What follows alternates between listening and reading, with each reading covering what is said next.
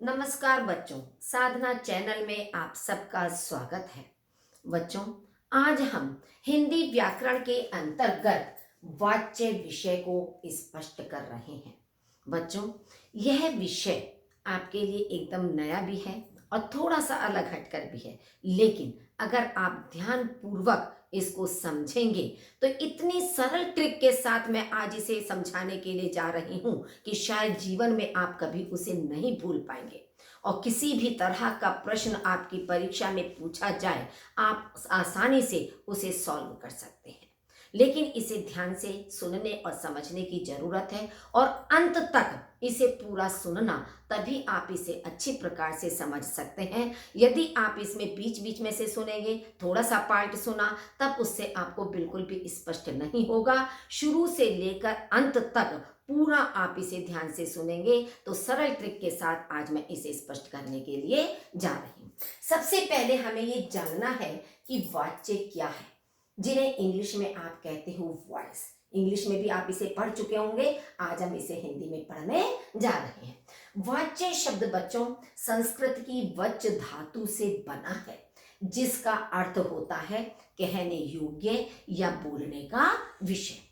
अब प्रश्न यह उठता है कि हिंदी भाषा में कहने योग्य चीज या बोलने का विषय क्या है। अगर हम इसे सूक्ष्मता से देखें या ध्यान से हम इसके ऊपर दृष्टि डालें तो भाषा में बताने योग्य सबसे महत्वपूर्ण क्रिया होती है। क्यों? क्योंकि भाषा के किसी भी अवयव के बिना हम अपने भाव को अभिव्यक्त कर सकते हैं, लेकिन क्रिया के बिना ये संभव नहीं है। क्रिया का वाक्य में होना अनिवार्य है। अब अवयव से मतलब क्या है कि भाषा में अगर हम कोई भी वाक्य बोल रहे हैं, उसमें मान लीजिए अगर हमने किसी विशेषण शब्द का प्रयोग नहीं किया, किसी क्रिया विशेषण का अगर हमने प्रयोग नहीं किया, तब भी हम अपनी बात को पूरी तरह से अभिव्यक्त कर सकते हैं। लेकिन यदि वाक्य में हम क्रिया का प्रयोग नहीं कर रहे हैं तो उससे हम अपने भाव को पूर्ण रूप से व्यक्त नहीं कर सकते हैं। इसलिए भाषा में सबसे महत्वपूर्ण होता है क्रिया। अब आप देखिए, वाच्य किसी वाक्य में क्रिया की इसी महत्वपूर्ण भूमिका को दर्शाता है कि वह किसके अनुसार प्रयुक्त हुई है, उसे हम वाच्य कहते हैं। अब आप देखिए वाच्य की परिभाषा। क्रिया के जिस रूप से यह पता चले कि क्रिया का मुख्य विषय कर्ता है, कर्म है या भाव है, उसे वाच्य कहते हैं। यानी कि हमारी क्रिया किसके अनुरूप प्रयुक्त हो रही है, कर्ता के अनुरूप प्रयुक्त हो रही है, कर्म के अनुरूप प्रयुक्त हो रही है या भाव के अनुरूप प्रयुक्त हो रही है। तो क्रिया के जिस रूप से हमें यह पता चले कि क्रिया का मुख्य विषय कर्ता है, कर्म है या भाव है, उसे हम वाच्य कहते हैं। ठीक है, तो ये हमारी वाच्य की परिभाषा हो गई। अब मान लीजिए उदाहरण है आपका कि बिल्ली दूध पी रही है, लड़के तेज तेज दौड़ रहे हैं, बिल्ली द्वारा दूध पिया जा रहा है या लड़कों से या के द्वारा तेज तेज दौड़ा जा रहा है। अब ये चार प्रकार के उदाहरण हमने आपके सामने दिए हैं। अब आप ध्यान से देखिए कि प्रथम वाक्य में बिल्ली एक वचन है, स्त्रीलिंग है, और क्रिया भी हमने एक वचन और स्त्रीलिंग में ही प्रयुक्त की है, यानी हमारी क्रिया कर्ता बिल्ली के अनुसार प्रयुक्त हुई है। दूसरे वाक्य में लड़के पुल्लिंग है, बहुवचन है, तो क्रिया भी हमने दौड़ रहे हैं पुल्लिंग और बहुवचन में प्रयुक्त किए हैं। तीसरे वाक्य में बिल्ली द्वारा दूध पिया जा रहा है। अब आप देखेंगे बिल्ली स्त्रीलिंग है, एक वचन है, लेकिन क्रिया हमने पुल्लिंग में प्रयुक्त की है। क्यों प्रयुक्त की है? क्योंकि यहाँ पर हमने जब कर्ता के साथ द्वारा शब्द का प्रयोग कर दिया, इसका मतलब हमने कर्ता के महत्व को कम कर दिया है। किसके महत्व को दर्शाया है? दूध के। तो क्रिया हमारी दूध कर्म के अनुसार प्रयुक्त हुई है। तीसरे वाक्य में लड़कों से या के द्वारा, मतलब कर्ता के साथ हमने से और के द्वारा का प्रयोग किया है, तेज तेज दौड़ा जा रहा है। अब आप देखेंगे कि लड़कों बहुवचन है, पुल्लिंग है, लेकिन क्रिया हमने एक वचन उसमें प्रयुक्त की है।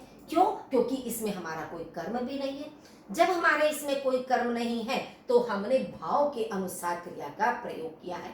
तो इन चारों उदाहरणों में आपका कर्ता के अनुसार, कर्म के अनुसार और भाव के अनुसार हमने क्रिया का प्रयोग किया है। तो इन चारों उदाहरणों के माध्यम से ही आपको काफी कुछ स्पष्ट हो गया होगा।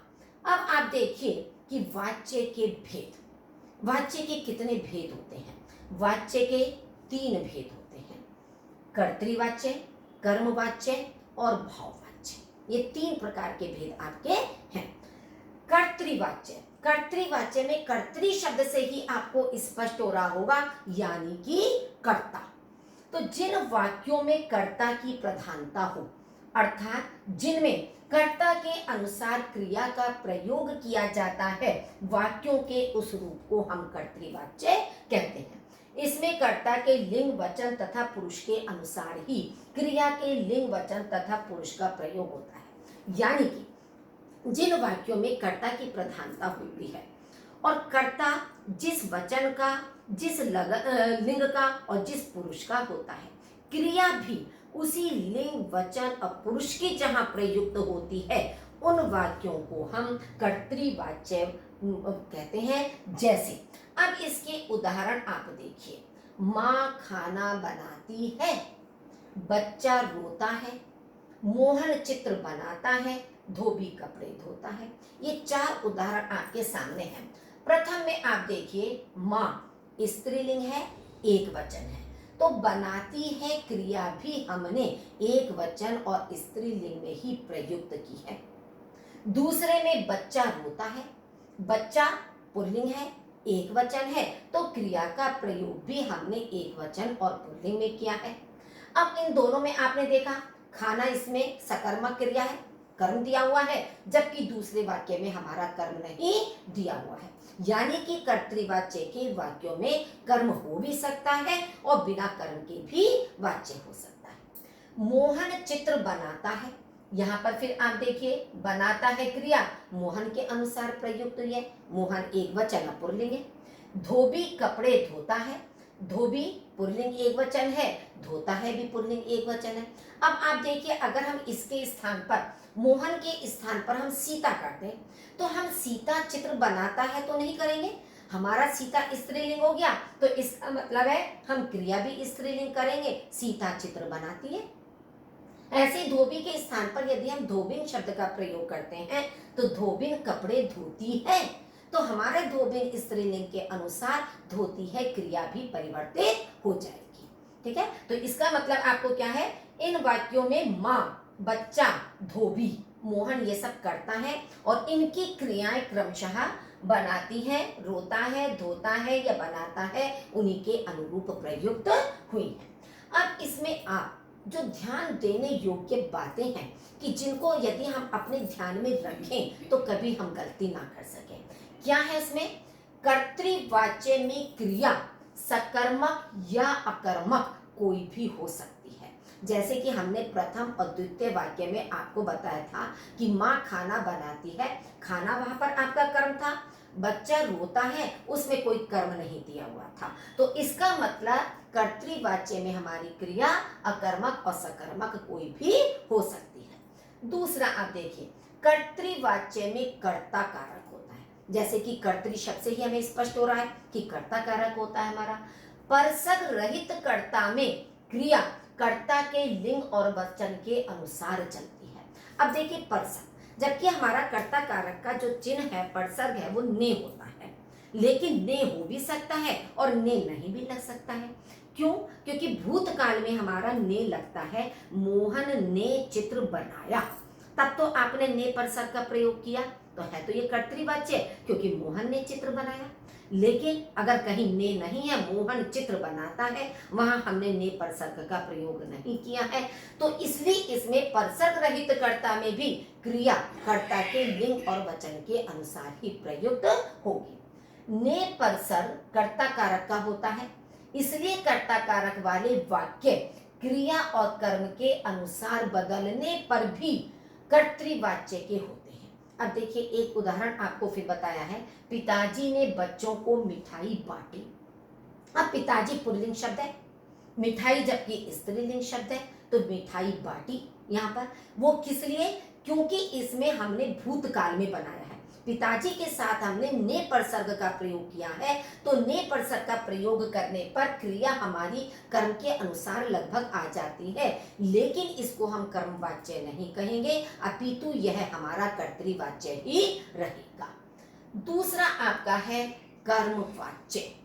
कर्मवाच्य से भी हमारा स्पष्ट हो रहा है कि कर्म, कि जहां हमारी क्रिया कर्म के अनुसार प्रयुक्त होती है, जिन वाक्यों में कर्म की प्रधानता होती है, हम क्रिया को, हम इसमें कर्म को अधिक महत्व देते हैं और कर्ता को हम सामान्य महत्व देते हैं। कर्ता गौण हो जाता है, अर्थात जिनमें कर्म के अनुसार क्रिया का प्रयोग किया जाता है उन्हें हम कर्मवाच्य कहते हैं। इसमें प्रयुक्त क्रिया के लिंग, वचन तथा पुरुष का निर्धारण कर्म के लिंग, वचन और पुरुष के अनुसार होता है, कर्ता के अनुसार नहीं होता है। जैसे आपने देखा था कि कर्तृवाच्य में कर्ता के अनुसार लिंग वचन का प्रयोग हो रहा है, लेकिन कर्मवाच्य में लिंग, वचन, पुरुष क्रिया के कर्म के अनुसार प्रयुक्त होते हैं और उसमें हम कर्ता को गौण या सामान्य बना देते हैं, उसके महत्व को कम कर देते हैं, कर्म का महत्व हम अधिक कर देते हैं। उदाहरण के लिए, नवीन के द्वारा पतंग उड़ाई जा रही है। अब आप देखिए, नवीन पुल्लिंग है, एक वचन है, लेकिन उड़ाई जा रही है हमने स्त्रीलिंग में क्रिया का प्रयोग किया। क्यों किया?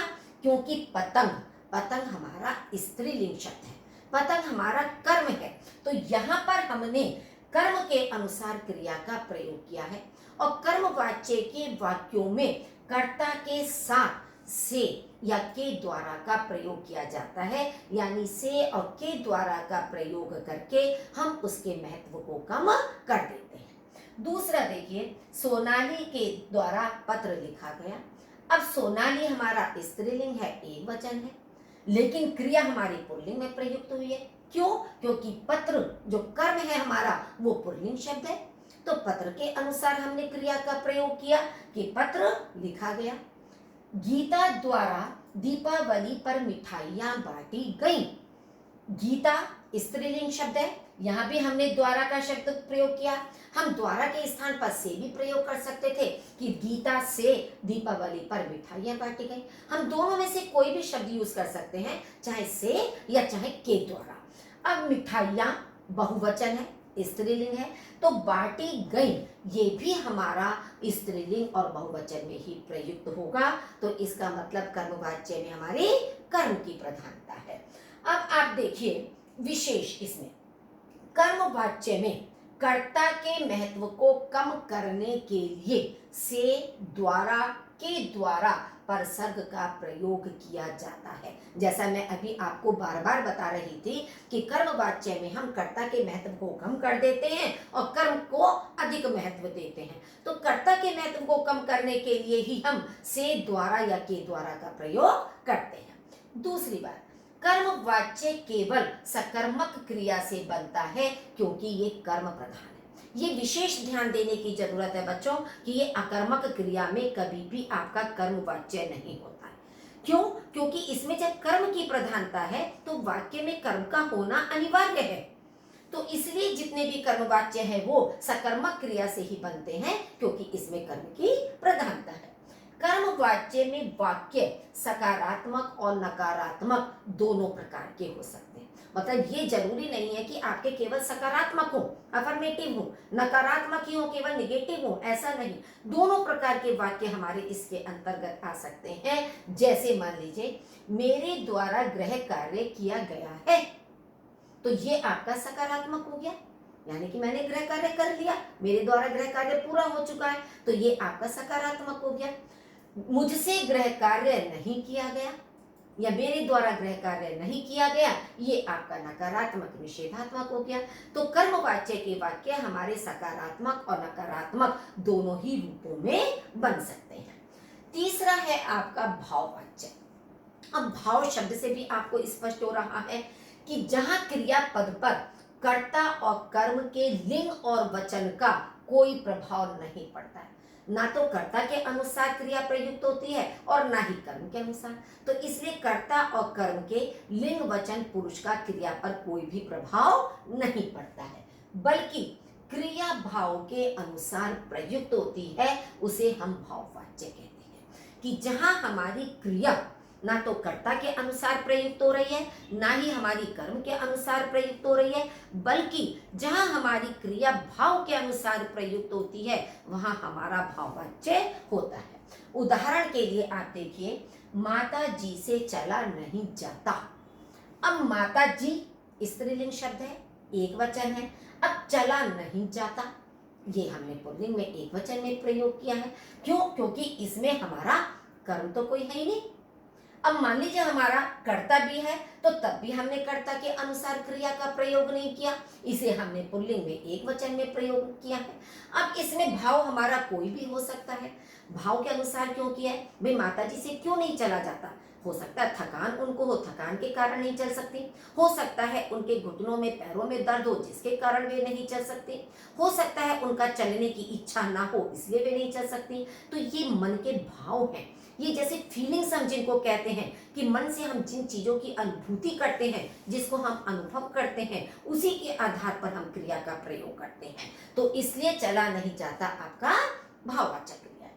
पक्षियों से आकाश में उड़ा जाता है। अब पक्षियों से ये भी बहुवचन है, लेकिन क्रिया हमने एक वचन में ही प्रयुक्त की है। आकाश हमारा कर्म नहीं है। क्यों? क्योंकि ये तो हमारा अधिकरण कारक है, अधिकरण के अंतर्गत आता है। तो ये भी हमारी अकर्मक क्रिया है, लेकिन बहुवचन होने पर भी उड़ा जाता है, हमने एक वचन में क्रिया का प्रयोग किया गया है। क्योंकि पक्षी क्या है? पक्षी भी अपनी इच्छा से उड़ते हैं, उनकी इच्छा है उड़ने की, इसलिए वो आकाश में उड़ रहे हैं। चलो नदी में तैरा जाए। अब नदी भी आपका स्थान है, अधिकरण है। यहाँ मन की इच्छा को अभिव्यक्त किया जा रहा है कि चलो नदी में तैरा जाए, तो यहाँ हम अपने मन की इच्छा को अभिव्यक्त कर रहे हैं। तो आपने इस चीज को देखा कि जहाँ हमारे मन के भाव आते हैं, तो वहां हमारी क्रिया मन के भाव के अनुसार होती है, कर्ता या कर्म के अनुसार नहीं होती है। अब इसमें आप ध्यान से देखिए कि क्या चीजें हम ध्यान में रखेंगे कि जिनसे हम भाववाच्य को सरलता से पहचान सकें। फर्स्ट है, मान लीजिए भाववाच्य में क्रिया सदैव अन्य पुरुष पुल्लिंग तथा एक वचन में होती है। अब आपका कर्ता चाहे पुल्लिंग हो चाहे स्त्रीलिंग हो, लेकिन क्रिया पुल्लिंग होगी। कर्ता चाहे आपका एक वचन हो चाहे बहुवचन हो, लेकिन क्रिया एक वचन में प्रयुक्त होगी। पुरुष आपका चाहे उत्तम पुरुष हो चाहे मध्यम पुरुष हो चाहे अन्य पुरुष हो, क्रिया आपकी अन्य पुरुष में ही प्रयुक्त होगी। तो फर्स्ट आपको स्पष्ट हो गया कि भाववाच्य में क्रिया हमेशा अन्य पुरुष पुल्लिंग और एक वचन में ही प्रयुक्त होगी। दूसरा, इस वाच्य का प्रयोग अधिकांशतः असमर्थता प्रकट करने के लिए किया जाता है। अधिकांश भाववाच्य के वाक्य आप देखेंगे, मुझसे अंग्रेजी पढ़ी नहीं जाती, मुझसे खेला नहीं जाता, मुझसे लिखा नहीं जाता, मुझसे चला नहीं जाता। अधिकांश आप जगह देखोगे असमर्थता का भाव होता है। लेकिन अधिकांश जगह, मैं ये नहीं कह सकती आपको कि हर जगह आपका असमर्थता का भाव होगा, अधिकांश जगह आपका असमर्थता का भाव होगा, वरना इच्छा का भाव भी आपका भाववाच्य में आता है। कर्मवाच्य के समान इस वाच्य में भी कर्ता के महत्व को कम करने के लिए से, द्वारा, के द्वारा परसर्ग का प्रयोग किया जाता है। जैसे हमने कर्मवाच्य में किया था कर्ता के महत्व को कम करने के लिए से, के द्वारा का, वैसे ही भाववाच्य में भी आपका से, द्वारा, के द्वारा का प्रयोग किया जाता है, जिससे कर्ता का महत्व कम रहे। या कर्ता का लोप कर दिया जाता है, कभी कभी कर्ता का लोप भी हो जाता है कि दोहरा जाता है, इस तरह से भी आप कर सकते हो, कर्ता उसमें प्रयुक्त नहीं होता है। भाववाच्य में क्रिया प्रायः अकर्मक होती है, इसमें कोई कर्म नहीं होता है, अकर्मक क्रिया होती है, क्योंकि यदि कर्म होगा तो वो कर्मवाच्य हो जाएगा। तो इसलिए भाववाच्य हमेशा अकर्मक क्रिया में ही बनता है। अब आप देखेंगे कि इसलिए मैंने ये वाला पॉइंट आपको लिया है कि आप अपनी हिंदी पुस्तकों में अधिकांश देखेंगे तो उसमें आपको वाच्य 3 प्रकार के दिखाई देते हैं, कर्तृवाच्य, कर्मवाच्य और भाववाच्य। जबकि आप इंग्लिश में दो ही पढ़ते हैं, एक्टिव वॉइस और पैसिव वॉइस, दो ही चीजें पढ़ते हैं। तो कभी कभी आप किसी बुक में देखोगे तो वो इसमें भी आपके दो भेद इसी तरह से बताते हैं कि अंग्रेजी के अनुकरण पर कुछ विद्वान वाच्य के केवल दो ही भेद मानते हैं, कर्तृवाच्य यानी कि एक्टिव वॉइस, अकर्तृवाच्य यानी पैसिव वॉइस, वो अकर्तृवाच्य कर देते हैं।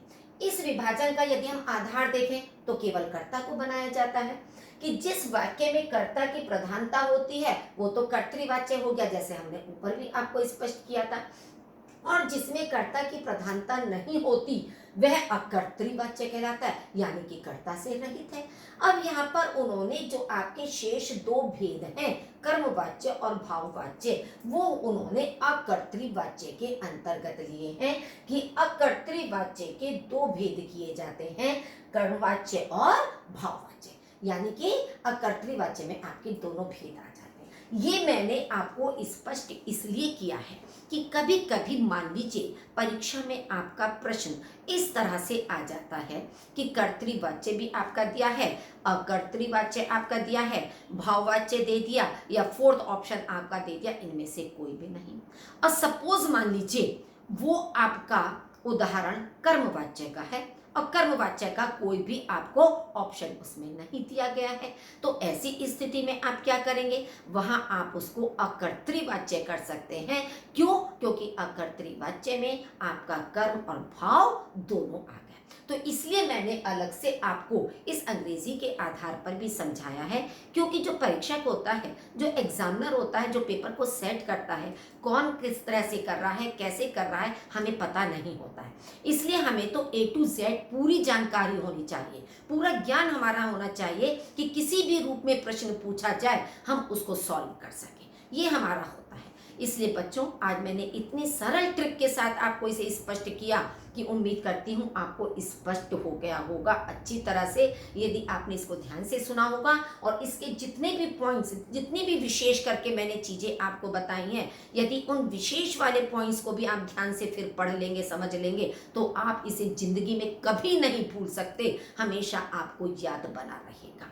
अब बच्चों, इससे नेक्स्ट क्लास में, नेक्स्ट कक्षा में हम इसके वाच्य का प्रैक्टिस सेट कराएंगे, जिससे कि आपको और अच्छी तरह से स्पष्ट हो जाएगा कि वाच्य को हमें कैसे सॉल्व करना है। यदि अभी तक आपने इस चैनल को सब्सक्राइब नहीं किया तो कृपया जल्दी से जल्दी इस चैनल को सब्सक्राइब कर दीजिए, अपने साथियों को शेयर कर दीजिए और नेक्स्ट कक्षा का वीडियो आप जरूर देखें। धन्यवाद।